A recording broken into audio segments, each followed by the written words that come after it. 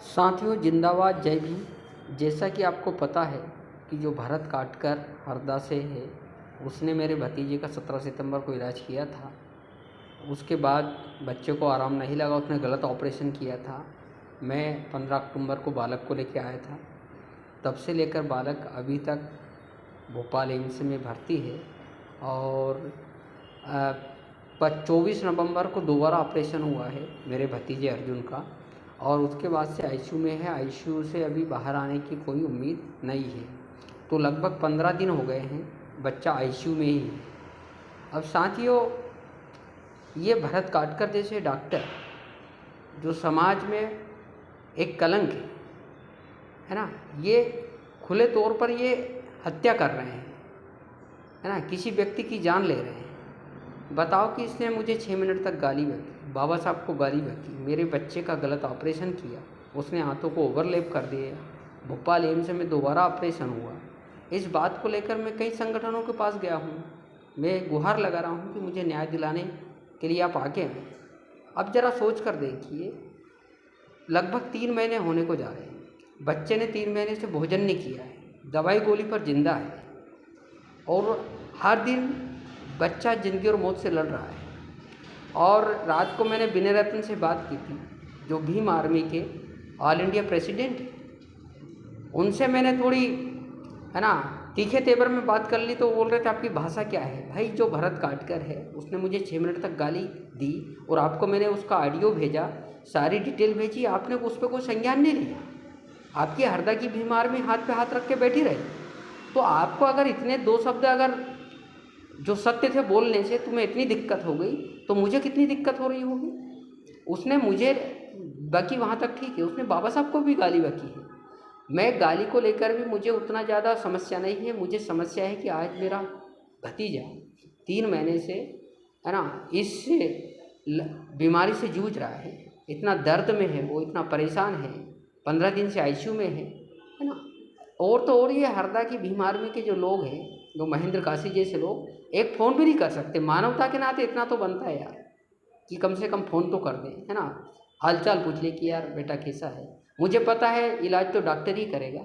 मैं सुनील भाई राजपूत, जो कर्नल सेना के जिला अध्यक्ष है हरदा के, मैं उनको धन्यवाद देना चाहता हूँ। कल उन्होंने टीआई से बात की है और उन्होंने ये अपील की है टीआई से कि आप FIR करें, क्योंकि भरत काटकर ने गलत ऑपरेशन किया है। भोपाल एम्स में प्रोफेसर सुनील का भतीजा भर्ती है, वो आईसीयू में है पिछले 15 दिन से।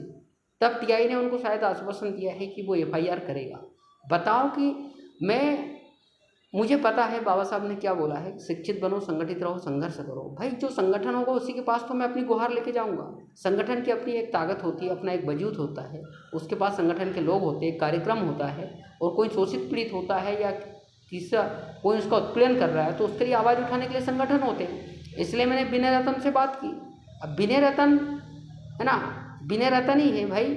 चंद्रशेखर भाई सांसद बने, आप नहीं बने हैं। आपको, है ना, लोगों को न्याय दिलाने के लिए, यदि कोई पीड़ित परिवार है तो उसको न्याय दिलाने के लिए आपको आगे आना चाहिए। आपको फ़ोन करना था, आपकी MP स्टेट में हरदा विंग को फ़ोन करना था कि भाई क्यों सुनवाई नहीं हो रही।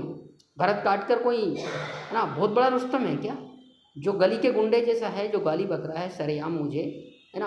और शेष नारायण जी राठौर को उसने मौत के घाट उतार दिया। आज मेरा बच्चा 15 दिन से आईसीयू में है। बताओ मैं क्या करूँ, मुझे आवाज़ तो उठानी पड़ेगी, और मैं मेरी मजबूरी है, मैं अभी हरदा नहीं आ सकता। मुझे बहुत कुछ करना है हरदा आके, आपको पता है। और मेरी आप सभी से विनती है, अपील है कि आप मेरा साथ दें, क्योंकि मैं बिल्कुल भी गलत नहीं हूँ। मेरे भतीजे के जीवन के साथ इन्होंने बहुत बड़ा खिलवाड़ किया है। आज मैं लगभग 2 महीने से तो भोपाल एम्स में ही है हम लोग, है ना। पिछले 15 अक्टूबर से अभी लगभग आज 9 तारीख हो गई है, 8 नवंबर है। तो बताइए, हमारा परिवार पूरा बिखर गया है। लड़का 20 साल का है, जवान है, थोड़ा सोच कर देखिए। विनय रतन को 2 शब्द क्या बोल दिए और वो तिलमिला गया। अरे मेरे को 6 मिनट तक गाली बकी, भाई उसका तो क्या हुआ, वो बाबा साहब ने बोला है। अच्छा, ये एक और दिक्कत है इन लोगों की, ये बाबा साहब को सिर्फ दलितों का नेता मान के समझ बैठे हैं। बाबा साहब दलितों के नेता नहीं है, बाबा साहब यूनिवर्सल हैं, एक बड़े फिलोसफर हैं। दुनिया में उनको लोग मानते हैं, उनके विचारों को मानते हैं। ये भीम आर्मी के लोग ना तो पढ़ते लिखते हैं बस, है ना, आ गए, झंडा ले लिया हाथ में, जय भीम बोल के चले गए, इससे काम नहीं चलेगा। बाबा साहब को पढ़ना पड़ेगा। उनके हिंदी में 20 वॉल्यूम है, अंग्रेजी में 21 वॉल्यूम है। उन्होंने इकोनॉमिक्स पे क्या बोला, भारत की जाति पे क्या बोला, कास्ट एनालिसिस कैसा होगा, समाज का कैसे विकास होगा, हमें एजुकेशन के लिए क्या करना पड़ेगा, सारी चीज़ें बाबा साहब ने डिटेल में बोली है ना। सिर्फ झंडा लेके खड़े होने से काम नहीं चलेगा और मुंह देख के न्याय है ना डिसीजन लेने से काम नहीं चलेगा। भाई आपकी क्या मजबूरी, भरत काट कर जो गलत कर रहा है, चाहे वो दलित वर्ग से आता है, मैं भी आता हूँ, लेकिन इंसानियत सबसे बड़ा धर्म है इस समाज में।